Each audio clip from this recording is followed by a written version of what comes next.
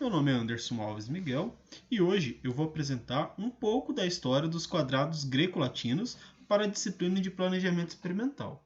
Antes de falarmos sobre os quadrados greco-latinos, nós podemos voltar um pouquinho no tempo e comentar um pouco sobre os quadrados mágicos. No período da Idade Média, os quadrados mágicos eram tidos como propriedades mágicas. E a primeira aparição de um quadrado mágico está representado na obra Melancolia, de autoria de Albrecht Dürer. Essa é um recorte da obra Melancolia, e como podemos ver, em uma parte dessa obra nós temos a representação de um quadrado mágico. Na Idade Média, o mago de Colônia, como era conhecido Heinrich Cornelius Agrippa, ele enaltece as virtudes mágicas de 7 quadrados mágicos, que variam das ordens de 3 até 9.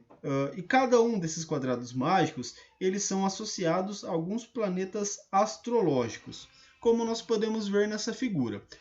Por exemplo, o quadrado mágico. Esse primeiro quadrado mágico, ele é associado ao planeta Saturno. Esse segundo quadrado mágico está associado ao planeta Júpiter. Esse outro quadrado mágico de ordem 5x5 está associado ao planeta Marte. Se nós olharmos aqui para o quadrado mágico que está representado pelo planeta Júpiter, ele é exatamente igual ao quadrado mágico que foi apresentado na obra Melancolia pelo Albrecht Dürer. Contudo, para o matemático moderno, a existência de quadrados mágicos de todas as ordens já não era surpresa. Então ele já tinha uma noção de que isso era possível, estender esses quadrados mágicos para uma ordem n qualquer.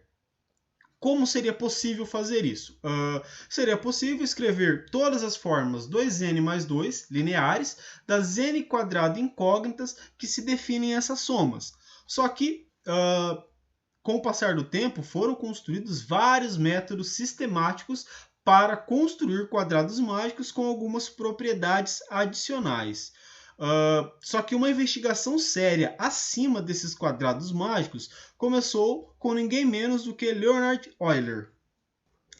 Nesse sentido, Euler então definiu os quadrados greco-latino da seguinte forma: um quadrado n por n, cujas casas são pares G e L, pertencentes a G cartesiano L, com G e L sendo alfabetos de n letras, disse greco-latino se em cada linha e cada coluna ocorrerem todas as letras de L e todas as letras de G, e no quadrado todos os possíveis pares de G cartesiano L.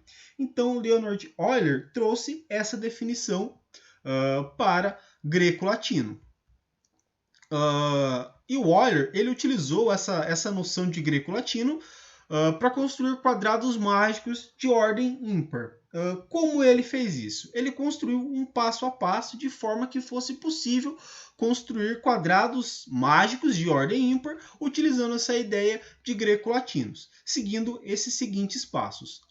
Primeiro, nós deveríamos construir uma tabela n por n, denotada de L asterisco, onde nós teríamos I mais J, com esse I mais J pertencente a 0, 1, 2, 3 até n-1. E todas essas somas definidas através do módulo n.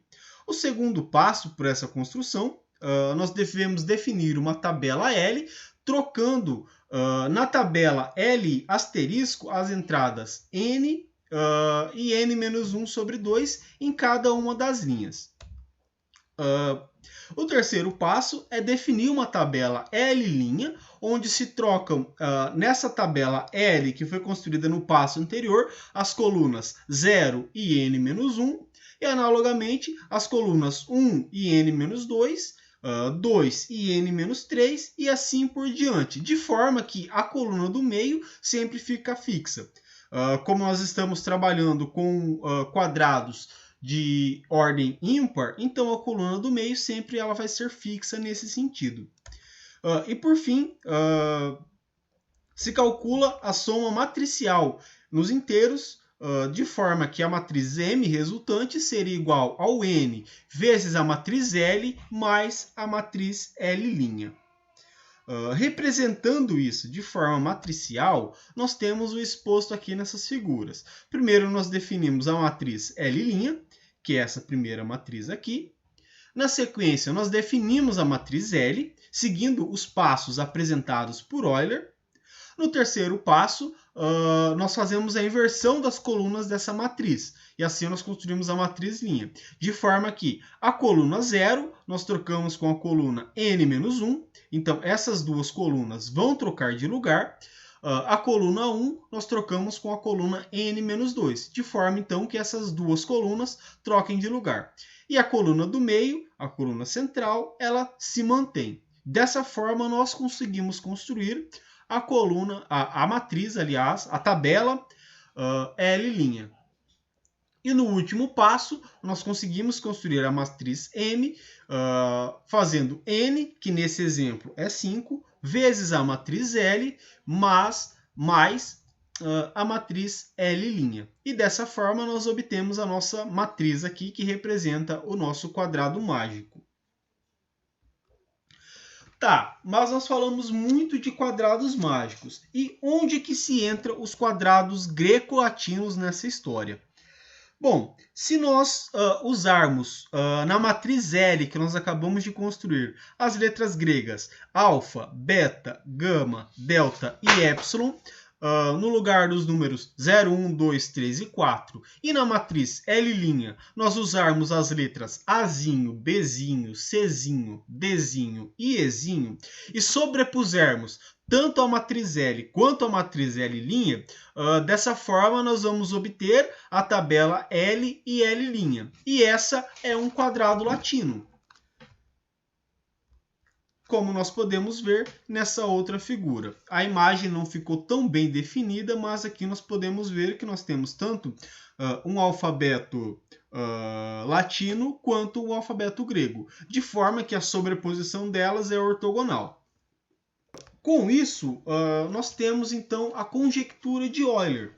O que é a conjectura de Euler? O Euler ele conjecturou que não poderiam existir quadrados greco-latinos de ordem 6. E como ele fez isso? Através do problema dos 36 oficiais. O que diz esse problema? Ele diz o seguinte: considere 6 regimentos, cada um com 6 oficiais e todos eles em postos diferentes. É possível alinhar os 36 oficiais numa formação quadrada, 6 linhas e 6 colunas, de tal modo que cada linha e cada coluna contenha exatamente um oficial de cada patente e cada regimento? Então, Euler, nos seus estudos, ele verificou que não poderia existir um quadrado greco-latino de ordem 6, através desse problema. Por quê? Porque a disposição, ou melhor, a sobreposição desse quadrado seria dado exatamente dessa forma como nós estamos vendo aqui na tela. E reparem o seguinte, nós temos essa repetição com o alfabeto, com a letra A e a letra alfa aparece uma vez e aparece uma outra vez, assim como a repetição B e beta também aparece uma segunda vez, B e beta, de forma que a repetição A e delta e a combinação B e epsilon não aparece nenhuma vez. Então isso indica que essa sobreposição, ou melhor, esse quadrado greco-latino que foi construído, eles não são ortogonais entre si. Então, nós não podemos afirmar que existe, de fato, um quadrado greco-latino de ordem 6. De uma forma geral, a conjectura de Euler se estende da seguinte forma. Ele diz que não era possível construir nenhum quadrado greco-latino de ordem 4K mais 2, com esse K variando de 0 até n-1. Em outras palavras, o Euler conjecturou que não era possível ter a construção de quadrados greco-latinos de ordem 2, 6, 14, 10, 14, 18 e assim por diante. Contudo, No ano de 1960, essa conjectura foi quebrada, quando foi mostrado que é sim possível obter quadrados greco-latinos tanto de ordem 10, 14, 18 e assim por diante. Contudo, ainda não foi verificado se realmente é possível nós construirmos quadrados tanto de ordem 2 quanto de ordem 6. Então, essa conjectura que o Euler estabeleceu ainda é válida tanto para k igual a 0 quanto para k igual a 1. Bom, de uma forma geral, os quadrados greco-latinos eles são úteis além de planejar experimentos, além para planejamento de experimentos estatísticos, eles também podem ser aplicados tanto nos estudos sobre o plano projetivo, quanto no estudo de grupos e quase grupos, uma aplicação da álgebra, assim como na teoria de códigos ele também pode ser aplicado. E essas são as referências que foram utilizadas para a construção desse trabalho.